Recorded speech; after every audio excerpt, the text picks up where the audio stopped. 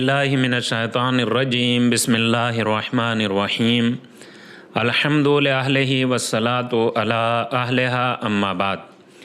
ناظرین کرام السلام علیکم ورحمۃ اللہ وبرکاتہ۔ ہمارا یہ پروگرام کہ جس کا عنوان ہے درس نہج البلاغہ، اور ہم اپنے اس پروگرام میں مولا کائنات حضرت علی علیہ السلام کے کلمات قصار کی تشریح اور ایکسپلین کر رہے ہیں، اور آج جس کلمے یا سیئنگ کی تشریح ہم کریں گے اس کلمے کا نمبر ہے 21 کلمہ نمبر سیئنگ نمبر 21۔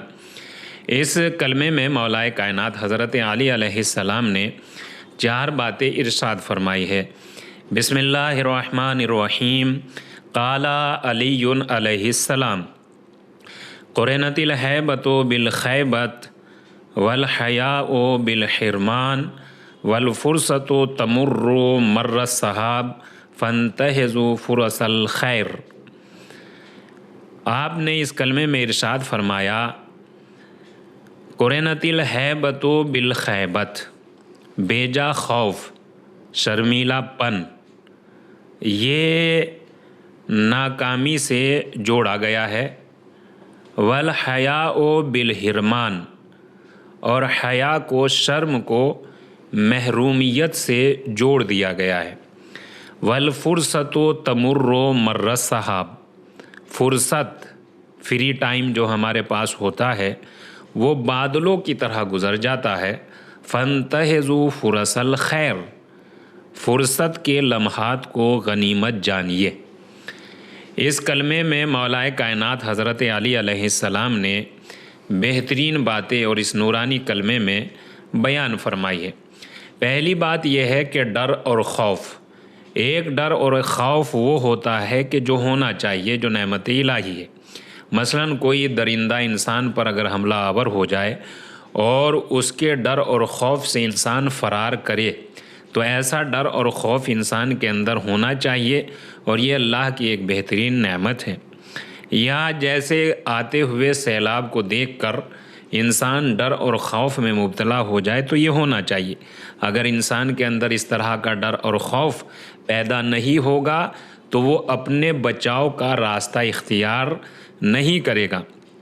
لہٰذا یہ خوف اور یہ ڈر کہ جو عقلی اور لوجیکلی ہے یہ ہونے چاہیے، اور یہ بہترین اللہ کی ایک نعمت ہے۔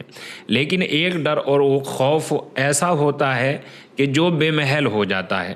اس طرح کے ڈر اور خوف کے بارے میں یہ بات ارشاد فرمائی گئی ہے کہ بے موقع خوف اور بغیر بات کا ڈر اگر انسان میں آ جاتا ہے تو یہ اس کو ناکام بناتا ہے اور یہ اسے کامیاب نہیں ہونے دیتا۔ والحیاء بالحرمان، اور حیا کو محرومیت کے ساتھ جوڑ دیا گیا ہے۔ انسان اگر ہر وقت حیا کرتا رہے گا، شرم محسوس کرتا رہے گا تو وہ آگے ترقی نہیں کر پائے گا۔ لہذا ترقی کرنے کا بہترین راستہ یہی ہے کہ جہاں انسان کو حیا کرنی چاہیے وہاں وہ حیا کرے، اور جہاں حیا کرنے کا موقع اور محل نہیں ہے وہاں اسے حیا نہیں کرنی چاہیے۔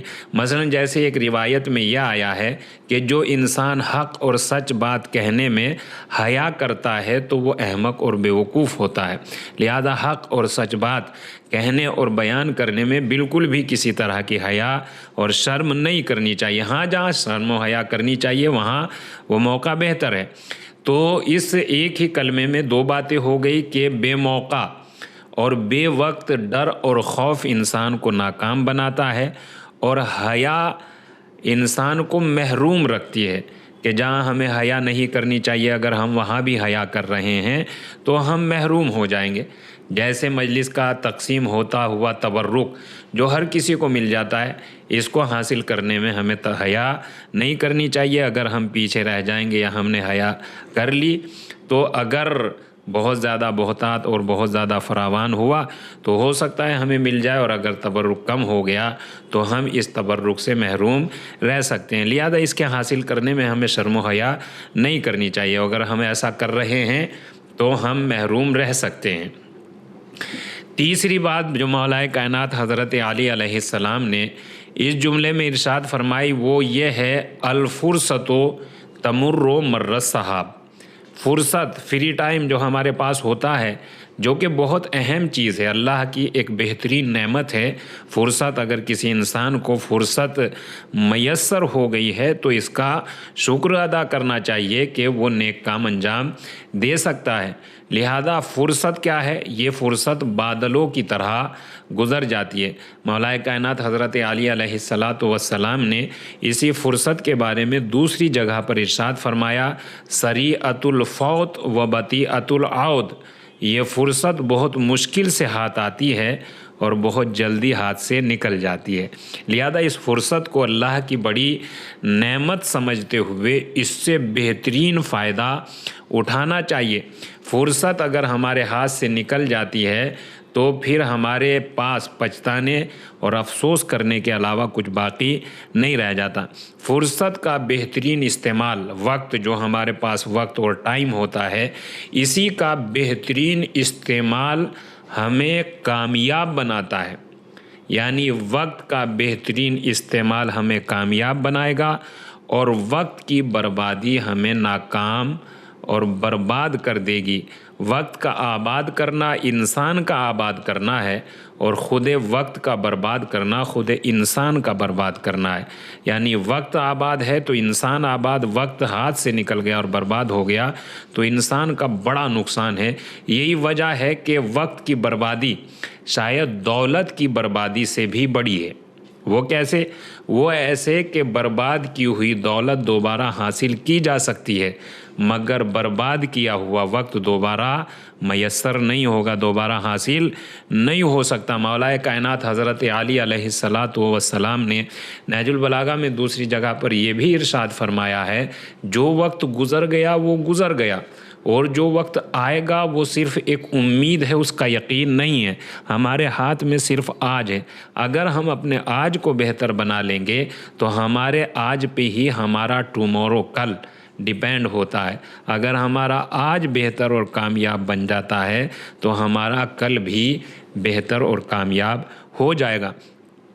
لہذا اس دنیا میں اور اس دنیا کے بعد دوسری دنیا میں کامیاب ہونے کا بہترین طریقہ یہ ہے کہ ہم اپنے وقت سے بہترین فائدہ حاصل کریں۔ اس وقت کو، اس نعمت کو، اس اللہ کی بڑی نعمت کو برباد نہ کریں۔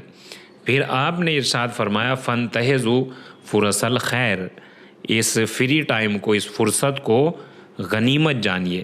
یعنی یہ بھی ایک اللہ کی بڑی نعمت ہے اور اس نعمت کو انسان اگر فرصت جانے گا اور اسی کے مطابق عمل انجام دے گا تو وہ دونوں جہان میں کامیاب ہو سکتا ہے۔ جیسا کہ اس سے پہلے کہا گیا ہے کہ ہمارا آنے والا کل ہمارے آج پر ڈیپینڈ کرتا ہے۔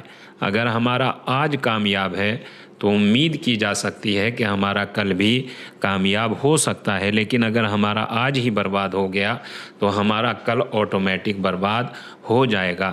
لہذا اس سلسلے میں یہ کہا جا سکتا ہے کہ ہم اگر اپنی فرصت یعنی فری ٹائم کو بہترین طریقے سے، اگر ہم اپنے فری ٹائم کو اور اپنی فرصت کو بہترین طریقے سے استعمال کر لے جاتے ہیں اور اپنی جوانی کی نعمت سے بھرپور فائدہ اٹھاتے ہیں تو ہماری ضعیفی کے ایام بھی بہت اچھے اور کامیابی سے اور سکون کے ساتھ گزر سکتے ہیں۔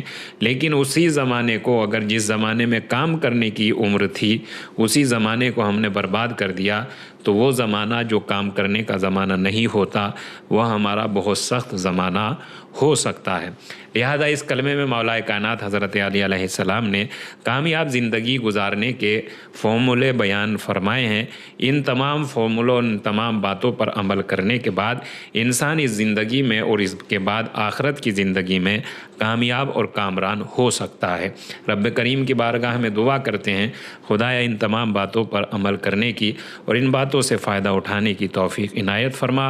وآخر الدعوانا ان الحمد للہ رب العالمین، والسلام علیکم ورحمۃ اللہ وبرکاتہ۔